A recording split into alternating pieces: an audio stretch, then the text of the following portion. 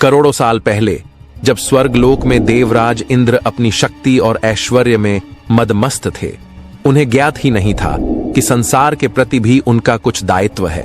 इससे संसार का संतुलन बिगड़ सकता था। इस चिंता को दूर करने ऋषि दुर्वासा सप्तऋषियों के प्रतिनिधि बनकर देवलोक की ओर बढ़े। इसी समय उनको ऐरावत पे बैठे देवराज इंद्र देवताओं के साथ आते हुए दिखे। प्रणाम ऋषि दुर्वासा, आपका स्वागत है। आप जैसी महिमा को देखकर हम धन्य हो गए। ऋषि दुर्वासा ने आशीष में हाथ उठाया और अपनी लाई बैजयंती पुष्पों की माला देवराज इंद्र को भेंट स्वरूप प्रदान की।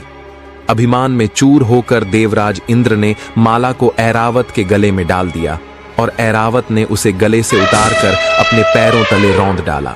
अपना ऐसा अपमान देखकर ऋषि दुर्वासा क्रोधित हो गए और बोले, हे इंद्र, तूने जिस अभिमान से मेरी दी हुई पुष्पमाला का आदर नहीं किया, मैं ये श्राप देता हूं कि तेरा त्रिलोकी का वैभव नष्ट हो जाएगा।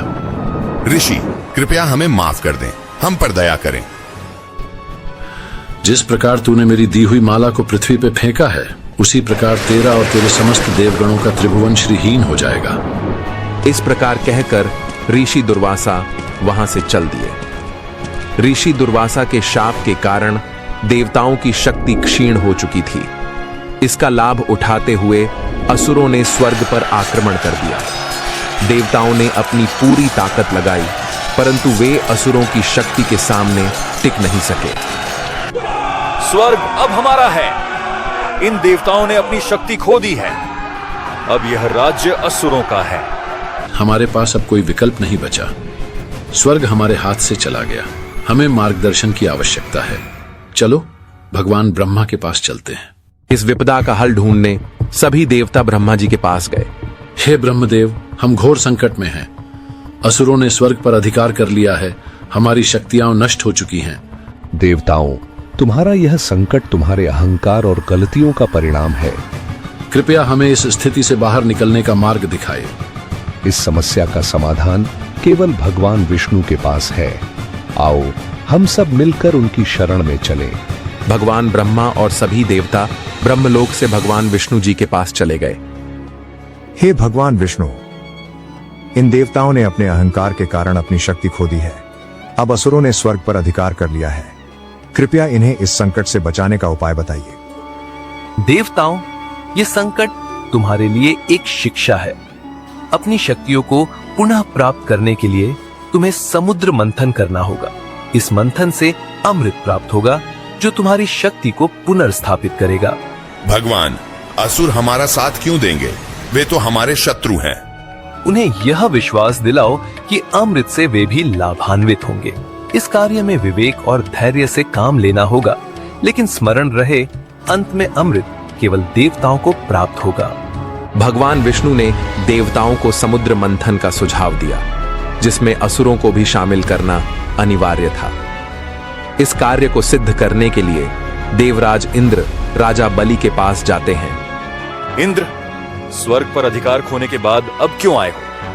हे बलि, मैं यहाँ एक प्रस्ताव लेकर आया हूँ।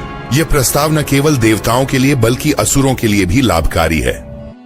प्रस्ताव देवताओं से, और वह भी हमारे लिए लाभकारी? यह तो सुनने लायक है। बोलो, तुम्हारा प्रस्ताव क्या है? हम समुद्र मंथन करने का प्रस्ताव रखते हैं। इस मंथन से अमृत की प्राप्ति होगी, जो अमृतत्व प्रदान करता है। इस कार्य में तुम्हारे सहयोग की आवश्यकता है। अमृत? अमृत? और हमें इसमें सहयोग करना चाहिए। इसका क्या लाभ होगा हमें? अमृत का लाभ तुम्हें भी मिलेगा। देव और असुर दोनों अमर हो सकते हैं, लेकिन यह कार्य अकेले संभव नहीं है। हमें तुम्हारी शक्ति और सहयोग की आवश्यकता है। बलि एक पल के विचार विमर्श के बाद इंद्र की ओर वापस मुड़ता है। ठीक है इंद्र, हम इस मंथन में सहयोग करेंगे, लेकिन याद रखना, हम अमृत में अपना हिस्सा चाहते हैं। यदि किसी प्रकार की चालाकी हुई तो उसके परिणाम की जिम्मेदारी तुम्हारी होगी। हमारी ओर से किसी प्रकार का छल नहीं होगा। यह मंथन हम सबके लिए लाभकारी होगा। इस प्रकार इंद्र और बलि के बीच सहमति बनी।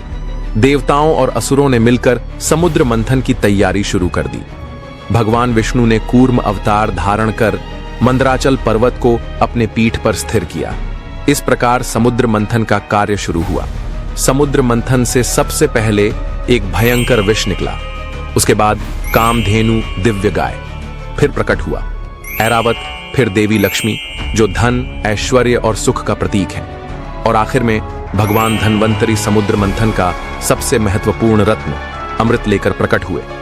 देवता और असुर दोनों ने इसे प्राप्त करने के लिए अपनी पूरी ताकत झोंक दी। भगवान विष्णु मोहिनी का रूप धारण करते हैं ताकि अमृत देवताओं को मिले। तुम सबको अमृत मिलेगा, लेकिन इसे सही तरीके से प्राप्त करना होगा। मैं इसका बंटवारा करूंगी। भगवान विष्णु ने मोहिनी रूप धारण किया और असुरों को अपनी सुंदरता और आकर्षण से मोह लिया। असुरों ने विश्वास किया कि मोहिनी उन्हें अमृत का वितरण करेगी, लेकिन वह अपनी चतुराई से देवताओं को अमृत दिलाने में सफल हुए। यह धोखा था, हमें अमृत नहीं मिला, हम इसका पीछा करेंगे। देवताओं, भगवान विष्णु ने हमें अमृत दिलवा दिया, अब हमें इसका संरक्षण करना होगा। असुरों ने अमृत के लिए देवताओं का पीछा करना शुरू किया और यह संघर्ष जारी रहा। असुरों और देवताओं के बीच यह संघर्ष पूरी तरह से आकाश में फैल गया। इस दौरान अमृत के कुछ अंश धरती पर गिर गए। अमृत की बूंदों के गिरने से प्रयाग, हरिद्वार, नासिक और उज्जैन पवित्र हो गए। इन स्थानों पर अब हर साल भक्तों का मेला लगता है। कुंभ मेला का आयोजन हर 12 वर्ष में होता है। यह समय चक्र ब्रह्मांडीय घटनाओं से जुड़ा हुआ है। जब सूर्य, चंद्रमा और बृहस्पति ग्रह इन 4 पवित्र स्थानों के ऊपर विशेष रूप से स्थित होते हैं, तो यह समय कुंभ मेला के आयोजन के लिए उपयुक्त माना जाता है। तो यह थी ऋषि दुर्वासा के शाप और कुंभ मेले की पवित्र यात्रा। एक शाप से उत्पन्न हुई यह अद्भुत कथा अब हमारे लिए एक प्रेरणा बन चुकी है। अगर आपने इस कहानी से कुछ सीखा और दिलचस्पी महसूस की, तो कृपया इस वीडियो को लाइक, शेयर और सब्सक्राइब जरूर करें। इससे हमें और बेहतर वीडियो बनाने की प्रेरणा मिलेगी। धन्यवाद।